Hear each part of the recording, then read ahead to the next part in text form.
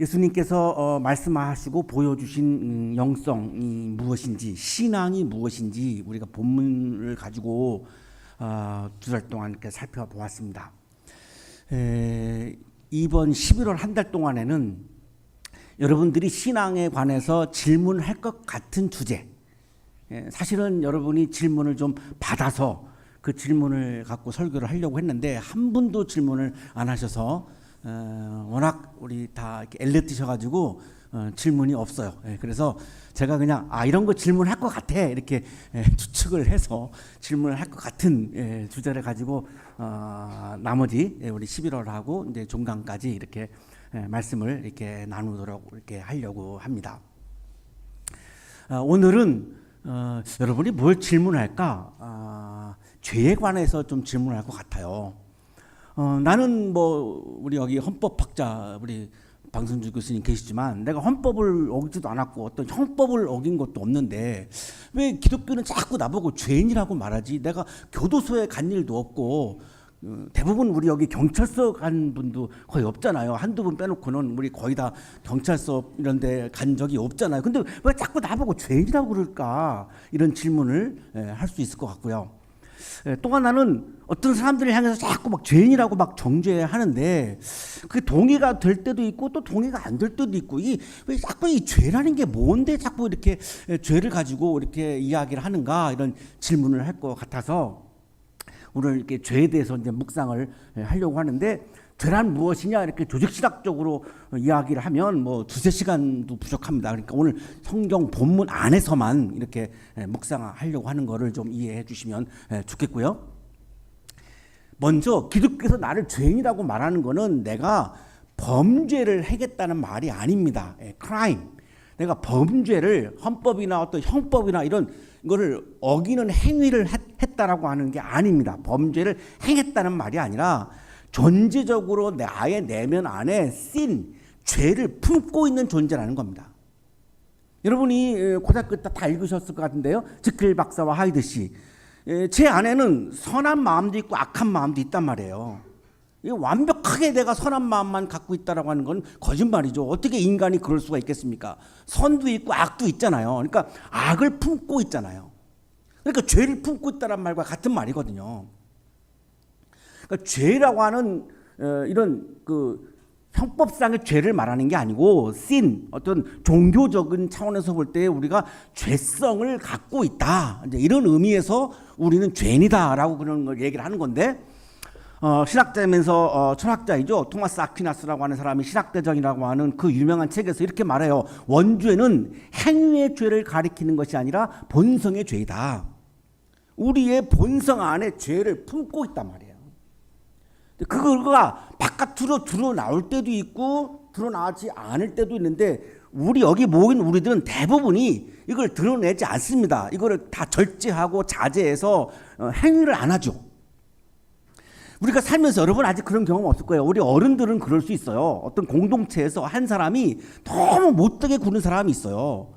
그냥 공동체 분위기를 다 파괴하고 교회 같으면은 그 사람이 교회에서 막 떠나게 만들고 상처 주고 막 이런 사람들이 있거든요. 그러면 교인들의 마음속에 저 사람은 죽지도 않아 이런 마음을 품을 때 있거든요. 있어요. 실제로 그런 말을 제가 들었어요. 저 사람은 죽지도 않나? 그러니까 살인을 안 했지만 없어졌으면 하는 마음이 있단 말이에요. 지금 교수님들 중에 환하게 웃는 분이 지금 두 분이 계십니다. 그러니까 그런 경험 있으신 거죠, 지금. 우리 성품 안에, 우리들의 마음 안에, 본성 안에 죄성, 이거를 품고 있다라고 하는 의미에서 우리는 죄인이다라고 하는 말을 하는 겁니다. 도스토옙스키의 유명한 작품이죠, 죄와 벌. 이 주인공이 아주 가난한 법학도 라스콜니코프인데 고리대금업자 노파를 도끼로 살해합니다. 살인을 한 거죠. 이 살인의 동기가 뭐냐가 중요하잖아요. 이 살인의 동기는 돈 때문이 아니에요. 원한도 아니에요.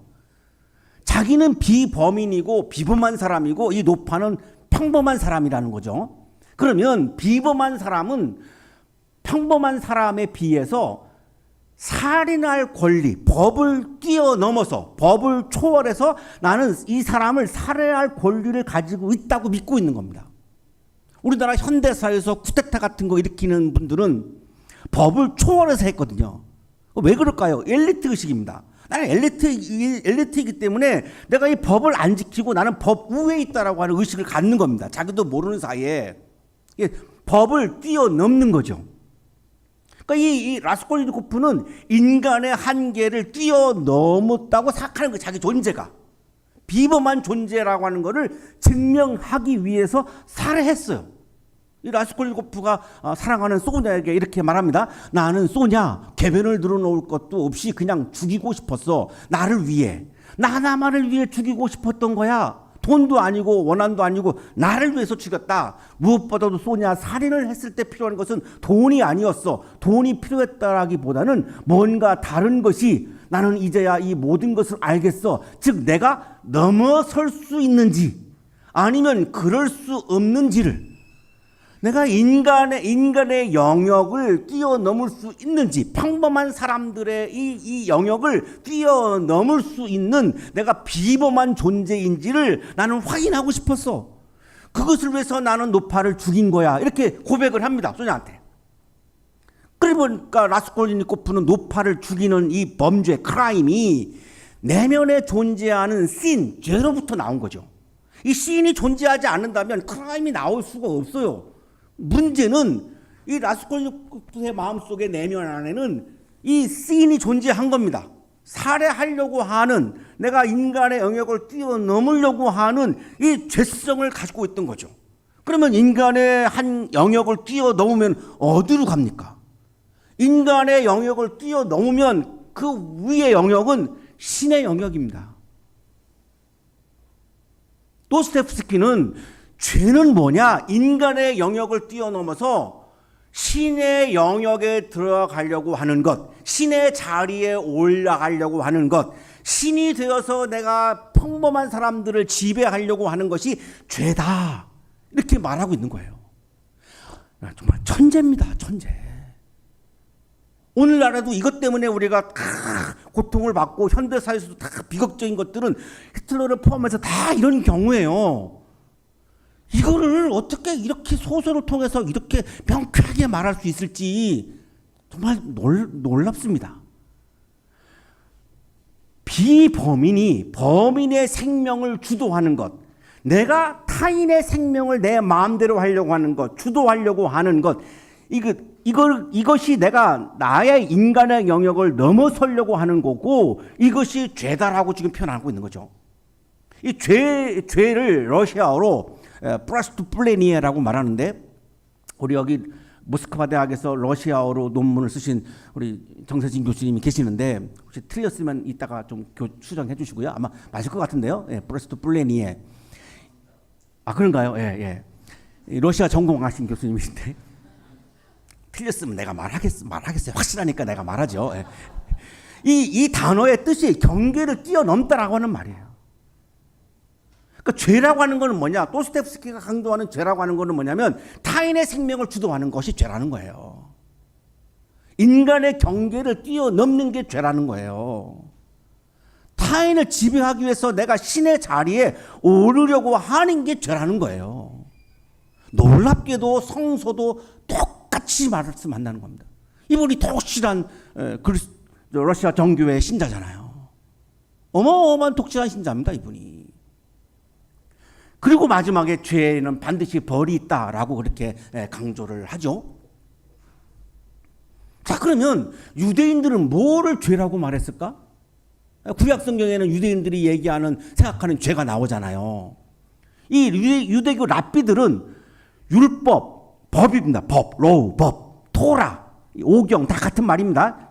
쉽게 말하면 창세기, 레위기, 민수기, 신명기 이 5개의 이 율법 안에 613개의 계명이 있다라고 주장을 합니다. 613개의 계명이 있는데 이거를 어기는 거는 정결을 깨는 거고 이 계명 613개의 계명을 어기는 거는 죄라고 말하는 겁니다. 유대인들은 613개의 이 계명을 하나라도 어기면 죄라는 거예요. 이게 유대인들은 자 그러면 몇 개만 보겠습니다. 이거 시간이 없으니까 계속 제가 시간에 쫓깁니다. 맨 핵심만 읽을게요. 이자를 받아도 안 된다. 출애굽기 22장 25절. 이자를 받아도 안 된다. 이렇게 성경에 기록되어 있습니다. 자, 그러면 성경 말씀대로 우리가 강조한다면 은행원들은 어떻게 하고 삽니까? 그러면 은행원들은 어떻게 살아야 돼요? 다 이거 직장 그만둬야죠. 이자를 받으면 안 된다고 돼 있는데요, 성경에. 이거를 이자를 받으면 죄라고 말하는 거예요, 유대교 랍비들은. 피를 먹으면 안 된다. 저처럼 생선에 좋아하는 사람은 이 생선에 끊어야 합니까? 뭐 끊으라 그러면 뭐 어쩔 수 없는데 뭐 반만 익혀서 먹든가. 머리 깎고도 안 되고 구렛나루를 빌어서, 여러분 그 유대인들 보면은 막 수염이 이렇게 막 길러 있잖아요. 그 왜 그러냐면 이것 때문에 올해 레위기 19장 27절 이걸 깎으면 안 된다는 거죠. 그러면 이용사 미용사분들은 어떡하냐고. 매일 깎는데. 레위기 11장 7절 8절 결정적으로 뭐가 나오냐. 돼지고기 먹으면 죄라는 겁니다. 유대인들은 지금도 돼지고기 안 먹잖아요. 안 먹어요. 그들은 지금도. 저처럼 돼지갈비, 삼겹살, 보쌈 정식 좋아하는 사람은 뭐 먹고 살냐고요. 뭐 먹고 살아요. 그거 너무 좋은데. 저 어제도 먹었는데 돼지갈비. 우리 오정인 목사님하고. 여기 성수동에 아주 싼 집이 있어요. 예.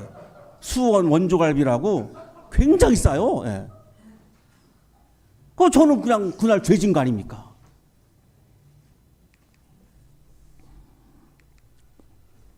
자, 그런데 하나님은 처음 사람들에게 타인을 정죄하는 거, 타인을 심판하는 거, 타인을 죄라고 판단하는 거는 하나님이 되려고 하는 거야 라고 경고하셨어요.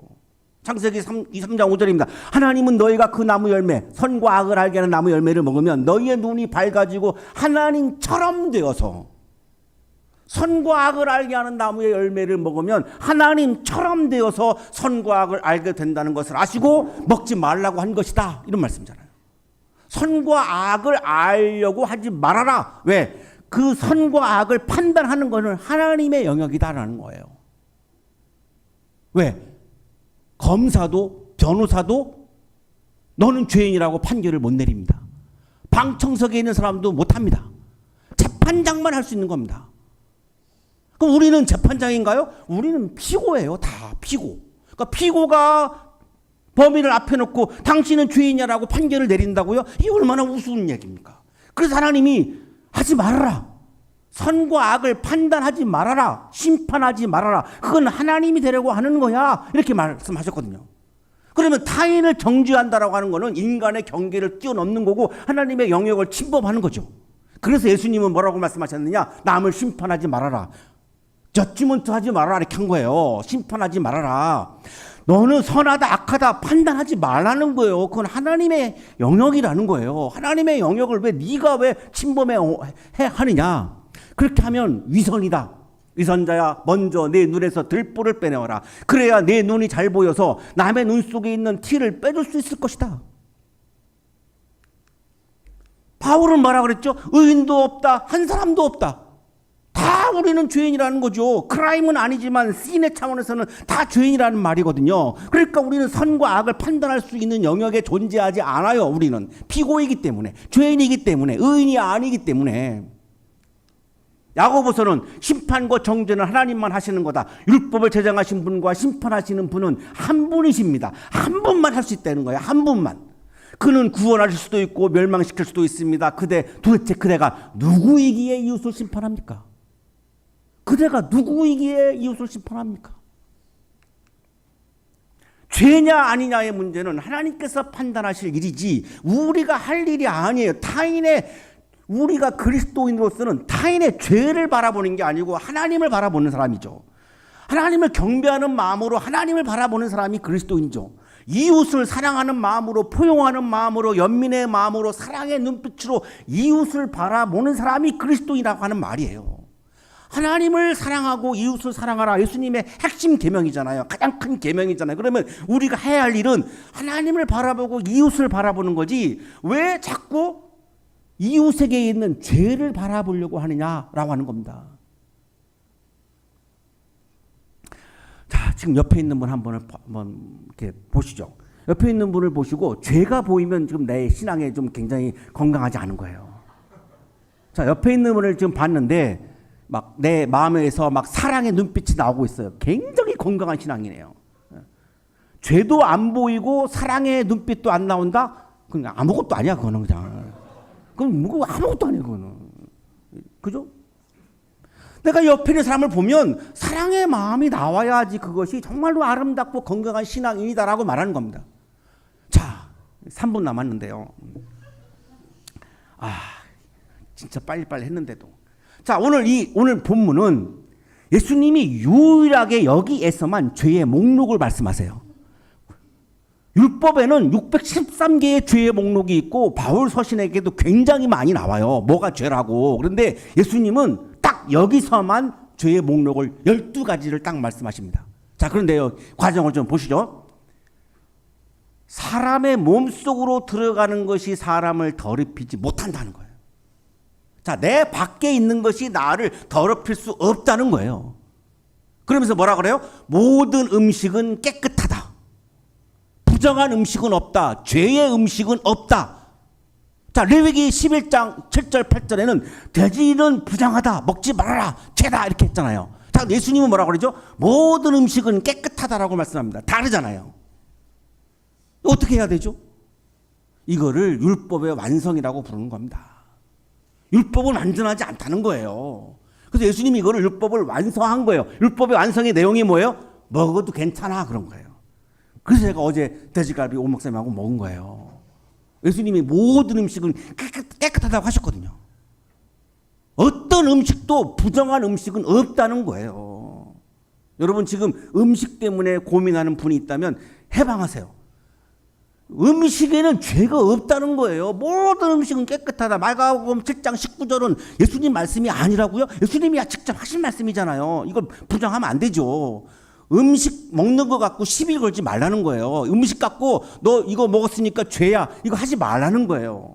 여러분 혹시 교회에서 뭐 드링킹 한다고 여러분 죄인 취급하는 거 혹시 들어보셨나요? 그냥 신경 쓰지 마요. 그냥 해방하시라고. 예수님이 모든 깨끗하다고 하셨잖아요. 그럼 뭐가 나를 더럽히는 죄냐? 사람에게서 나오는 것이 더럽힌다는 거예요. 내 내면에서 내 마음에서 나오는 것이.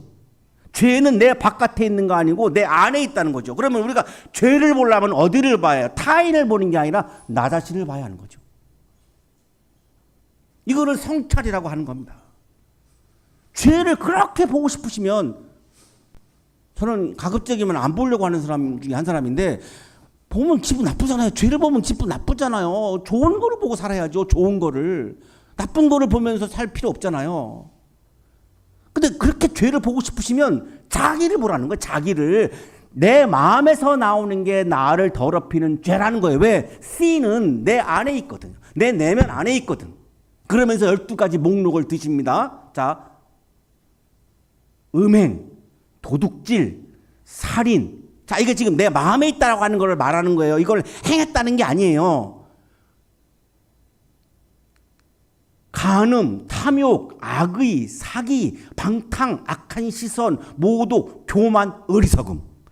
내 마음 안에 있는 이 12가지가 나를 더럽히는 죄다라고 말씀하는 거예요. 그러면 여러분이 지금 교회에서 죄를 얘기할 때 가장 강조하는 게 뭔가 떠올려 보세요. 교회마다 좀 다르겠지만 자, 여기 12가지가 해당되는지 딴 거를 얘기하는지 한번 살펴보세요.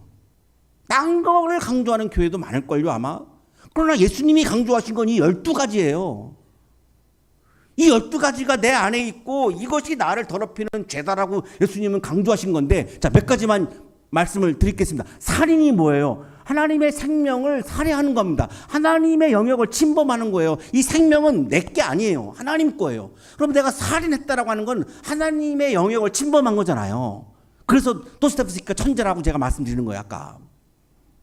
탐욕은 뭐예요? 인간의 경계를 뛰어넘는 욕심이에요. 우주의 주인은 하나님이에요.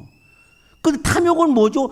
이게 내가 마치 죽이는 것처럼 행사하는 거예요. 하나님의 영역을 침범하는 거예요. 악한 시선은 뭐예요? 하나님의 시선은 따뜻해요. 사랑의 시선이에요. 포용의 시선이에요. 연민의 시선이에요. 그래서 우리를 구원하시는 겁니다. 죄인인데도 불구하고. 그러면 내가 악한 시선을 갖는다? 하나님의 시선을 반하는 거예요. 교만은 뭐죠? 내가 하나님의 자리에 오르는 하나님의 자리를 찬탈하는 거예요. 피조물이 창조주의 자리에 오르는 거예요. 어리석음은 뭐죠? 하나님의 영역과 인간의 영역을 분간하지 못하는 거예요. 분별하지 못하는 게 어리석음이라고 하는 단어예요. 그러면 나를 더럽히는 죄는 뭡니까? 인간의 경계를 뛰어넘어서 신이 되어서 타인을 판단하고 정죄하고 지배하려고 하는 마음이 나를 더럽히는 죄라고 말씀하는 겁니다. 이걸 뭐라고 말씀하죠? 이런 악한 것이, 이 12가지가 악하다. 이것이 내 안에서 나와서 나를 더럽히는 거다. 나를 더럽히는 죄는 내 안에 있다. 내 안에.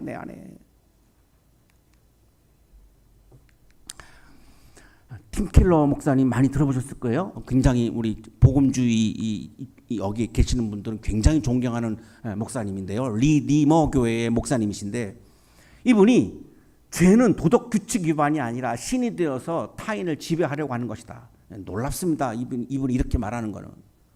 옛 이교도들이 사실상 모든 것을 신으로 본 게 지나친 상상력을 발휘하는 것만은 아니었다. 그들에게는 섹스의 신, 일의 신, 전쟁의 신, 돈의 신, 국가의 신이 있었다. 무엇이든 신이 되어 개인의 마음이나 대중의 삶을 신처럼 지배할 수 있다는 엄연한 사실 때문이었다.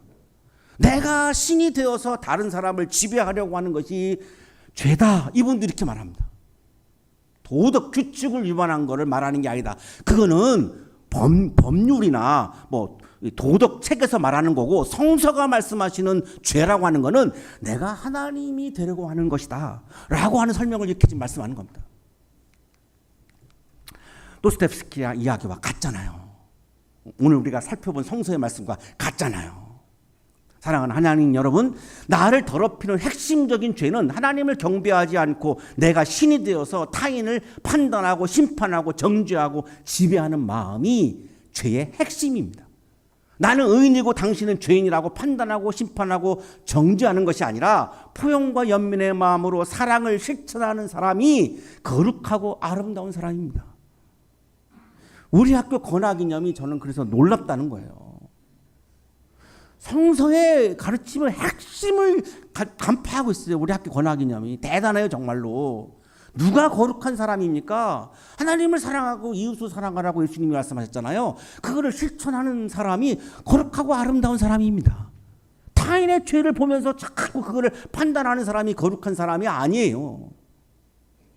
포용과 연민과 사랑을 실천하는 길에서 하나님 나라의 기쁨을 경험하시고, 그 기쁨으로 여러분에게 다가오는 일상 속에서 다가오는 많은 수많은 어려움들을 하나님 나라의 기쁨으로 이겨내고 멋지게 살아가는 우리 하나님 여러분들이 되시기를 간절히 축원합니다.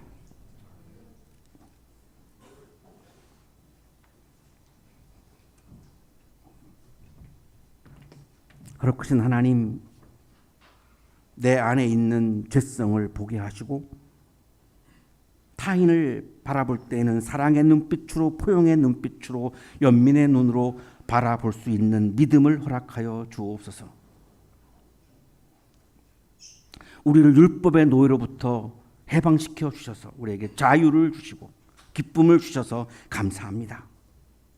매일매일 하나님이 나를 사랑하시는 그 감동과 경험 속에서 하나님 나라의 기쁨을 경험하게 하시고, 하나님 나라의 기쁨으로 세상의 어려움과 아픔과 절망을 이기는 멋진 한양인으로 살게 하여 주옵소서. 예수 그리스도의 이름으로 기도하옵나이다.